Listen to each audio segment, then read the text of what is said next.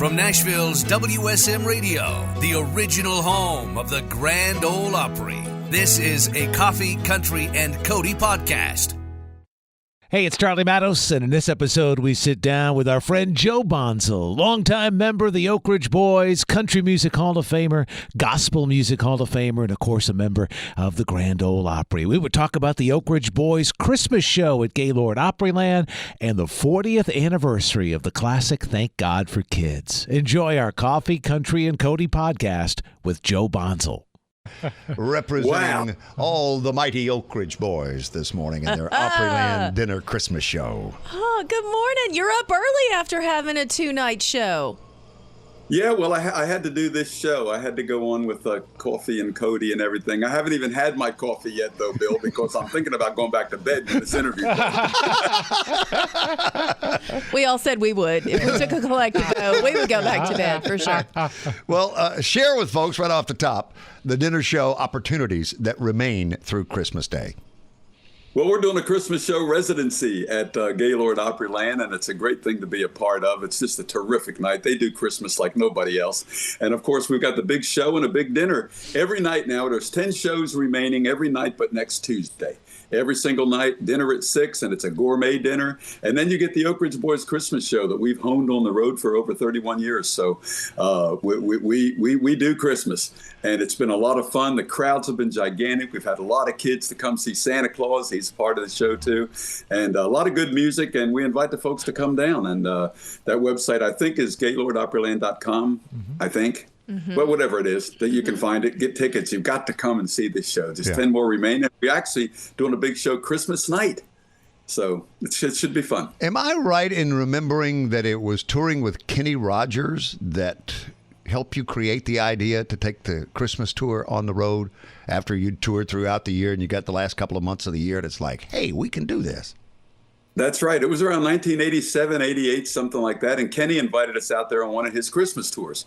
And we went out there with Kenny for, we did about, I think, 7-8 dates on the East Coast and about 7-8 dates on the West Coast. Our opening act was Garth Brooks. It was Garth, I swear. And what happened to him? Yeah, I don't know. I thought he had to with that. Yeah, Garth Brooks, who sells out the world in 7 seconds. Right. But Garth was opening, and then us, and then Kenny, and then at the end we all did something together. And I remember we were at the Universal Amphitheater, and we had the 2 Christmas albums out. The first one, Oak Ridge Boys Christmas, which a lot of people grew up on, and Oak Ridge Boys Christmas Again. Clever marketing there, right? Yeah. And that was our first 2 Christmas albums. So we had a lot of music to sing. And we had done those Minnie Pearl CBS birthday party shows, those Christmas parties. We had done 3 of those on network CBS. And so we were kind of getting into Christmas more and more, it seems. And we backed up one night and took our big bow with Kenny. And I turned to Dwayne Allen, I remember, and I said, we could do this. We can do it.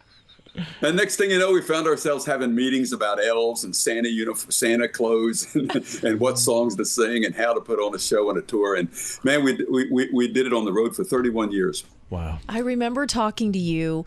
It was in the pandemic, and we were doing a Zoom, much like we were now. And you guys had signed on for the first year of the residency. And I got to come out and be there for the very first night of the show. And you said, we look like geniuses, because at the time, nobody could tour anywhere, but y'all got to do your Christmas show here at the Opryland Hotel and Resort. And it stuck. I think after that, you probably thought it's a much easier sell to do this here and sleep in our own beds, right?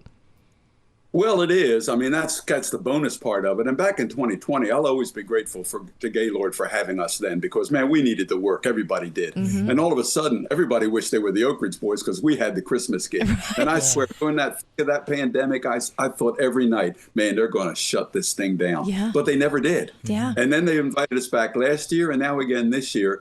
This is it. I think 3 years in a row for them is unprecedented. We're going to go back out on the road next year with the tour again, I believe, and for selected dates anyway. I don't think we're going to pound 4 weeks like we've done in the past. We'll just go out there, maybe play every weekend in December or something. But we'll take the show back on the road. But I'll ever be thankful to Gaylord for booking us in 2020 and now for 3 years. This has been a great thing. And this year, AARP Fraud Watch is sponsoring us, and it's just so cool to be a part of what they're doing and what they're about.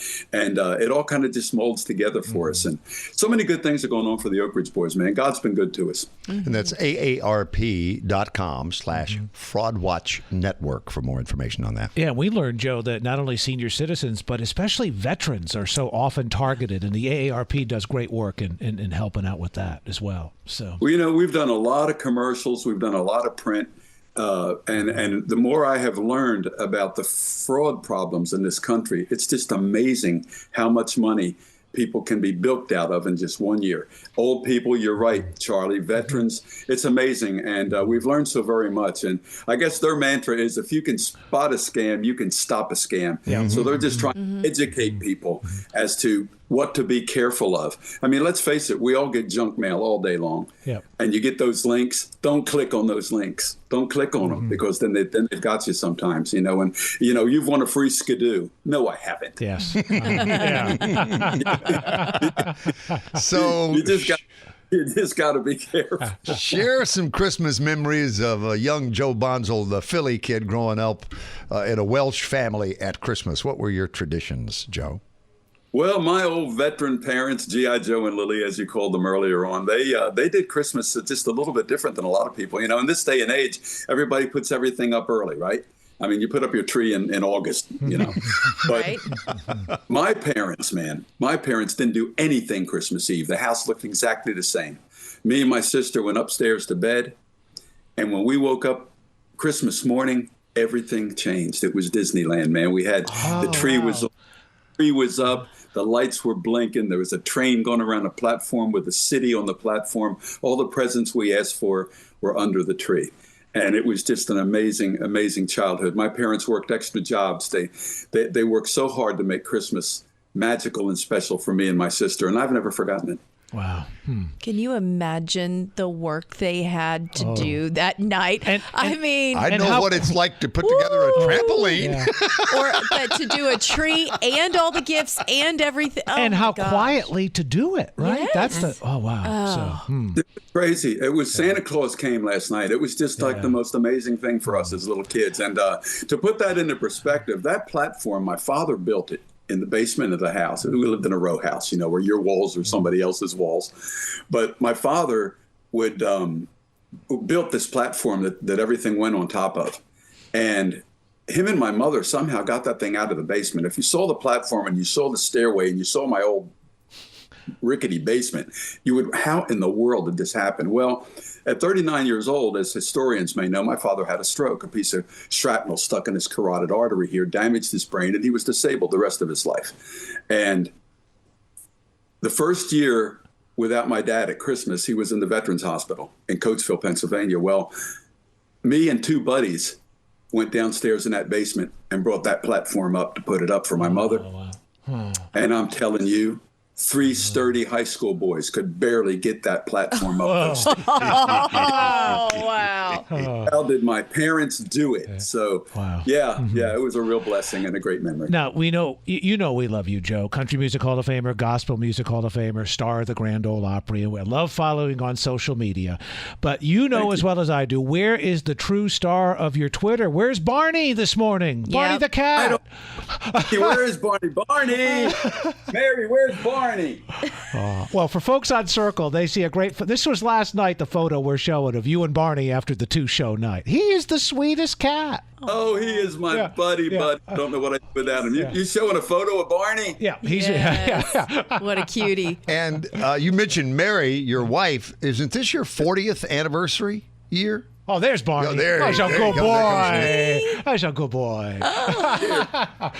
Buddy, I love him. I love him. I love him. Mary went and got him. I was saying a moment ago, so you and Mary, isn't this your 40th anniversary year? Yes, we've been married 40 years. Where'd you get married? Right here on the deck of this house. Oh, no kidding. Last time we talked, I was at the farm. I'm at the home in Hendersonville today. Remember last time we talked at the farm? Didn't the donkey go off? The donkey did, yes. You had the donkey in the background. we were doing the Zoom interview on the porch of the farm, and I've got 2 donkeys out there, and they were hungry, and they started letting me know they were hungry, and we were live on the air. We could never replicate that. You couldn't plan it. You couldn't replicate it. It was great. Well, is this the year for an Eagles Super Bowl win? They're doing well. I'll tell you what, they're the best team in the NFL right now, I think. And there's a few other really good ones too, like the Buffalo Bills and the Chiefs. And there's a few good ones out there, but Niners are even good. I don't know what they're going to do with this backup quarterback, but they did good last week with him. And you got the Phillies in the World Series too. I mean, what a year, huh?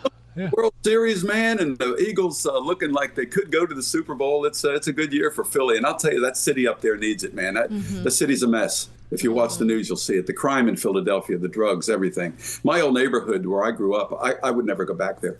It's that bad. Oh, my. I mean, all underneath the L train, where just a block from my house is nothing but a tent city and people on drugs and needles and dead people in the street. It's just absolutely horrid. I love my city back there, but it would take a burning bush experience. Joe, go back to Philly. Could I drag my behind out of Middle Tennessee? Well, in closing, how did you determine that William Lee Golden would sing "Thank God for Kids"? You know, I don't remember, and it's really funny. You know Ron Oates, keyboard player. He was an A-lister for so many years. Ron Oates played on that whole Christmas album, including "Thank God for Kids," that intro, and he was at the show last night. That's what I'm getting to. That was kind of fun. Mm-hmm. Yeah, but I don't remember how it came down that Golden sang it. I remember we all loved the song. Eddie Raven brought it to us. Eddie Raven wrote it. And he told us, as Golden tells the story on stage every night, this is more than just a Christmas song. It's but I think it'll fit your project. And he was right, because that thing, MCA released it, became a big hit. And how cool to have a hit with a song called "Thank God for Kids." And Golden's tender rendition of it, I think, is what makes it. Yeah, and the fact that the beard pays off the Old Testament look perfectly.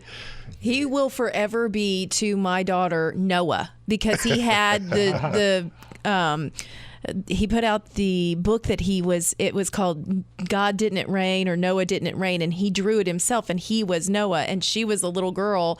So when she read it, and then when she met him, she goes, "Mom, that was Noah." I said, close enough. We'll stay with that. Who knew he sang with the Oak Ridge Boys? Knew? Wow. Yeah. Well, hey, one more time around for people just joining us. Joe Bonzel of the Oak Ridge Boys, Opry stars, Hall of Famers. Tell them how they can see you for the dinner show here at Gaylord Opryland.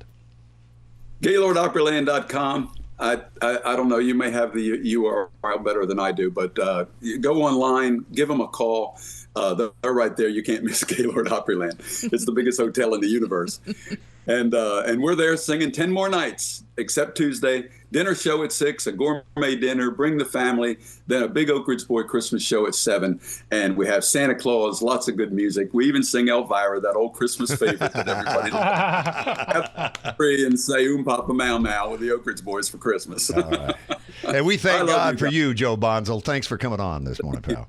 Likewise, I love you guys. You do a great job for country music. You've always been good to us. I love you. God bless. Make sure to subscribe so you never miss an episode. And please leave us a 5-star review. This podcast was produced through the facilities of WSM Radio in Nashville, Tennessee. The hosts of Coffee, Country, and Cody are Bill Cody, Charlie Matos, and Kelly Sutton. Producer, Eric Markham. WSM General Manager and Director of Content and Programming, J. Patrick Tittle. Copyright 2022, Opry Entertainment Group Holdings, LLC.